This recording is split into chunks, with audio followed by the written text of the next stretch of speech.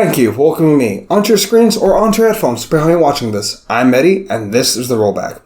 Folks, I'm here to talk to you today about Die Hard, aka Jake Peralta's favorite movie.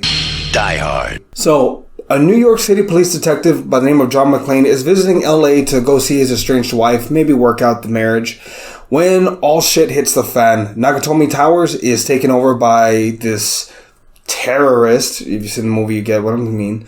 Terrorist by the name of Hans Gruber takes over the holiday party, and then it's John McClane, one man, taking on a series of villains to try and hopefully save his wife's life. Also, this is kind of a Christmas movie. Also, this takes place on Christmas Eve.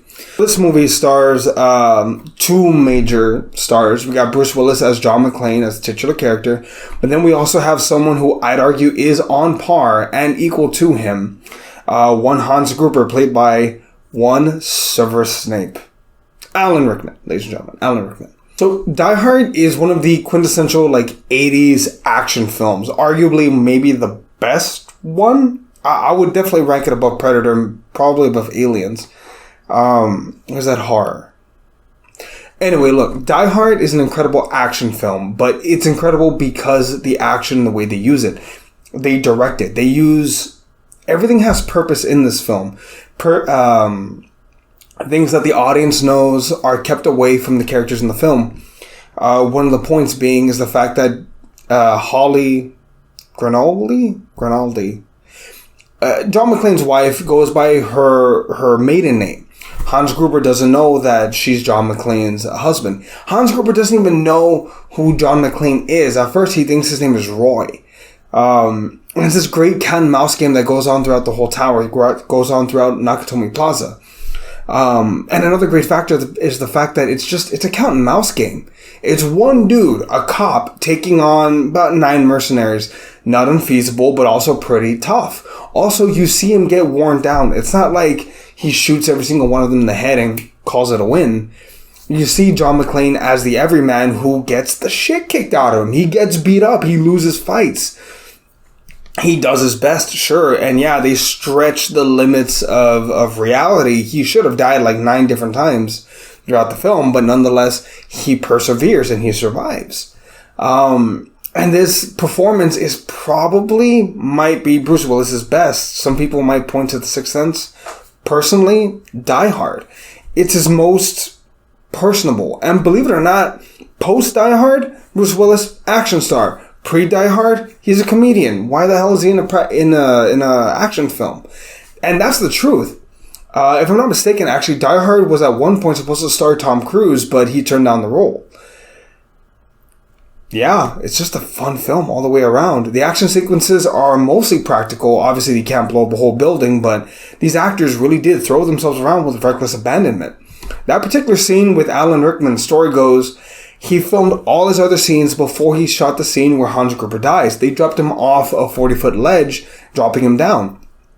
That was the last shot of the film because, in case something happens to him, they still got to finish the movie. But that reaction on his face is real. Alan Rickman really did commit to the role.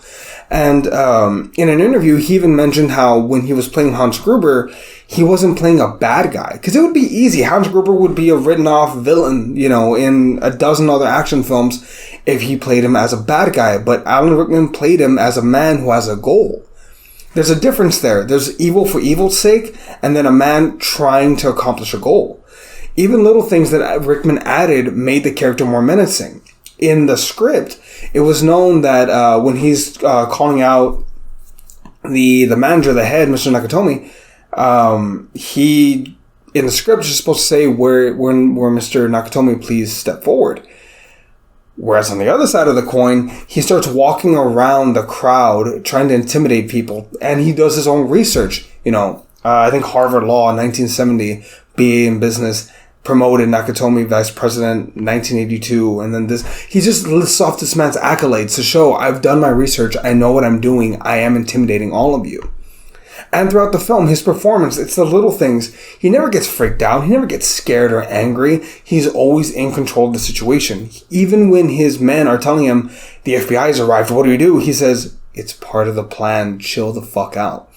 Literally, the only monkey wrench, the pain in the ass, the fly in the ointment, John McClane is the only person that could realistically stand against them. They planned for the police too. The direction is great. The storytelling is perfect. This movie unfolds as we see it. It just makes sense. Like, for example, imagine how much less tension there would be if Hans Gruber knew from the beginning that Holly was McClane's wife. Well, it's very simple. I have your wife here as a hostage. Come over here. No. But as events unfold, it gets worse and worse, and we feel the tension. We feel the tension when the cokehead even calls John on the phone and says, "Hey man, we've been friends for years," lying, trying to make a deal going, trying to get John to show up. It's these little things that we know are going to happen, or these little moments that we know are bullshit, and we're along for the ride, and we know it's wrong, but they happen nonetheless because it's what the characters know. The villain doesn't know everything. The hero doesn't know everything. They are on two opposite sides. And I think that's also what adds to the greatness of this film. These are two opposing forces going toe-to-toe with each other.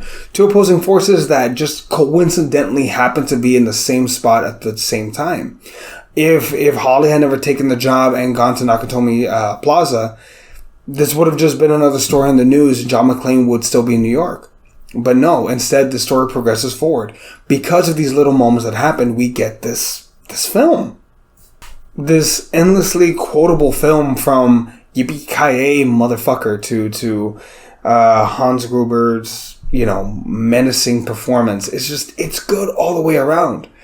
It did spawn a franchise. Arguably the franchise hasn't been good since part 3, but spawned a franchise nonetheless. Bruce Willis is in ailing health as of the present moment, if I'm not mistaken.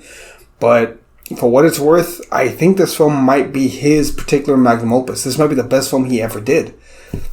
That's just my personal opinion, though, on it.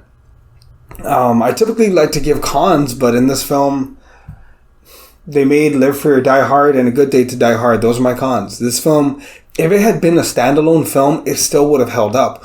But its sequel and then part 3, Die Hard with a Vengeance, all hold up very well.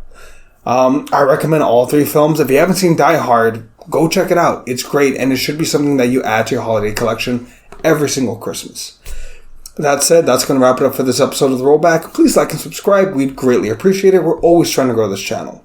Also, do us a favor, maybe check out the podcast. There should be a link down below. That said, I've been Eddie, and this was The Rollback. Merry Christmas, everyone.